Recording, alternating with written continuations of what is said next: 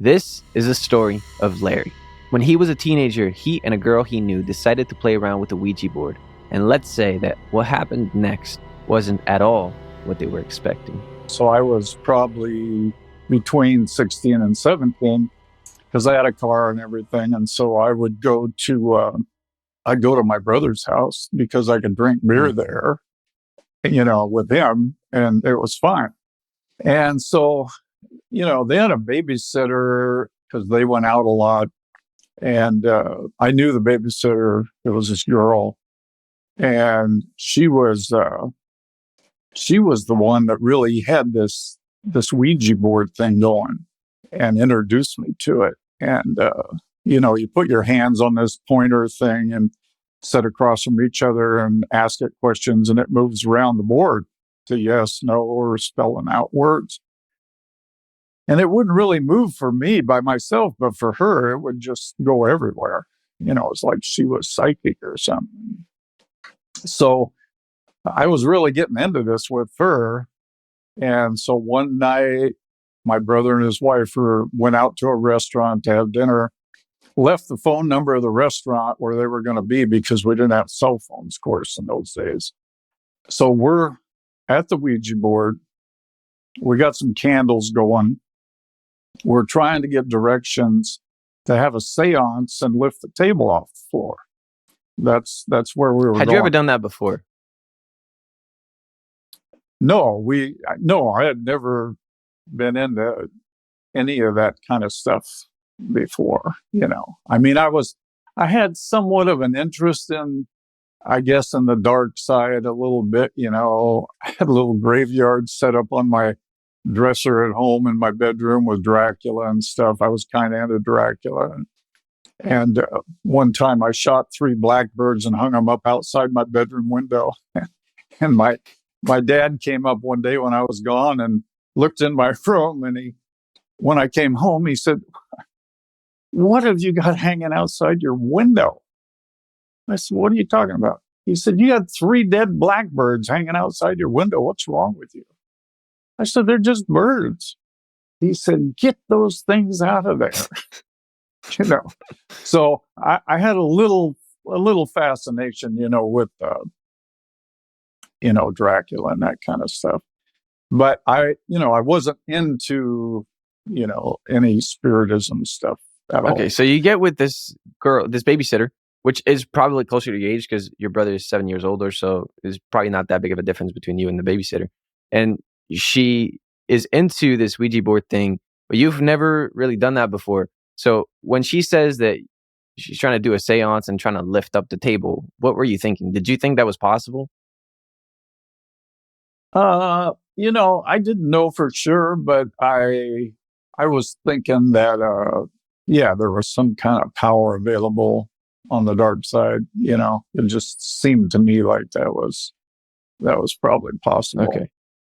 So, I just went along with it, and, it was just, the Ouija board's like a game, people just play this thing like a game. They don't know how demonic it is. And so I had no clue. We were just doing it. And so she says, she asks the spirit, where are you in the room? Are you in the room? Yes, I'm in the room. Where are you? I'm over next to the baby, the tray where they feed the baby, and it sits in the baby chair. So then she says, "Well, could you blow out a candle here, and so we know you're here?" Really? And it says, "Well, I could, but it would scare you really bad, so I'm not going to do it." And so then she says, "Well, what if we put some candle wax on a piece of paper and set it on the baby chair, high chair on the tray? Could you put your fingerprint in there?" I don't know where she came up with this stuff. and it said yes. And so she went and got a paper towel. We folded it in half. I poured some candle wax on the paper towel, set it over on the tray, and came back. And then she said, "Well, can we go look?" And I said, "No, not yet. And so then, can we go look? No, not yet. And third time said, yeah, you can look. We both got up. I turned the light on in the room, and then we both walked across the room to the chair. And in the wax, there was an indentation, clear indentation of something that had pressed into the wax. And it wasn't like a clear fingerprint like you would do with ink on a paper, at the sheriff's office when you get arrested. But it was an indentation of something, like the size of your finger. And there were some lines and some little globs and stuff. So, I mean, it was smooth before, and now it's got this indentation of like. What was your reaction to that? Well, to be honest with you, my first reaction was, we're going to be rich. I got the fingerprint of a demon. And I thought, we're going to be famous. I was excited. I said, wow, this thing's real, And so we brought it back.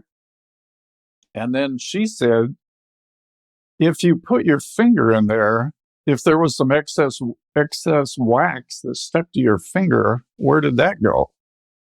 And it spilled out on the back. And she lifted up the paper, about halfway up. And we looked on the back, and there was two little globs of There was wax. no one else in that room. It was just you and a girl, and both of you weren't looking. Just me and the girl, and we were together the whole time. I made sure that there's no way she could have done it or I could have done it. So, I was blown away, and I just was so excited because I thought, man, we're going to be famous. So I went to the phone and called the restaurant where my brother was because I wanted to tell him I was so excited, And so I called the restaurant, and they went and got, I said, in those days, you just call the restaurant and tell them to get so-and-so, and they'll call their name or whatever. Well, his wife came to the phone because she probably thought that, there was some problem with the kids. And so I told her, I said, hey, we've been playing the Ouija board, and we got the fingerprint of a demon. She's like, what? I said, we got the fingerprint of a demon. You need to see this thing. She said, are you out of your mind? She said, you're going to have demons in the house. They're going to throw the dishes out of the cupboards and wreck the house, I said, what are you talking about? This is not poltergeist, I mean, come on. And she said, don't do anything. I'm coming home. They came home. She was all freaked out. She saw it. He saw it. They were freaked out. So they believed it. Oh, yeah. Because, they could see it wasn't like one of our fingerprints, wasn't the size and everything. It wasn't possible. And they had played the Ouija board before just for fun, And so his wife called a friend of hers who was a believer. And they got her over there, and she started casting the devil out of the house. Cleaning out the house of these demon spirits. And then she said, you got to get rid of that Ouija board. You're going to have to burn it. It was her great-great-grandfather's Ouija board. It was 100 years old. This thing was like an antique. And so they built a big fire in the fireplace, just a roaring fire. And they slid this Ouija board in on the fire. And fire came up around the outside of it on all four sides, and smoke, and it was hissing and making noise, but it wouldn't catch on fire. It wouldn't burn. It was wood, right? Is that how it was made? It was a wood board, 100 years old. It's got to be drier than anything, but it wouldn't burn. Took about an hour before it finally started to smolder and catch on fire. And eventually it burned up. And that was the end of that story. That's quite the story. I'm kind of interested because Most people wouldn't believe you if you said, "I got a fingerprint of a demon," especially nowadays, it would be like, "Stop it." That's not true.